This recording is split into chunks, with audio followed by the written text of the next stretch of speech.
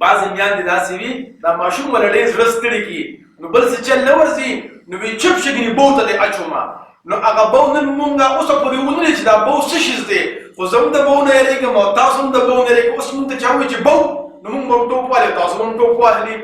نو دا څه وجه ده چې د بو نه مونږ یېرېږو په ماشوموالي کې مونږ د دې نه یېرولی یو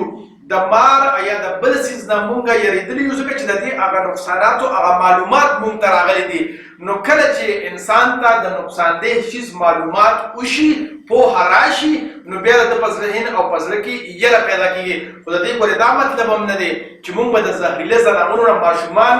نه پوهه کوو بلکې هغې پوهه کوو چې زهریله ځناور کم دي او د هغې نه به ځان څنګه په حفاظت کې ساتئ خو د بو نه به یې نه یرو غیر ضروري یره به د هغې په زړه کې نه پیدا کوو د خدای دپاره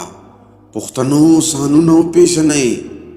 ستاسو دپاره خو به ځان له پیغمبر نه راځي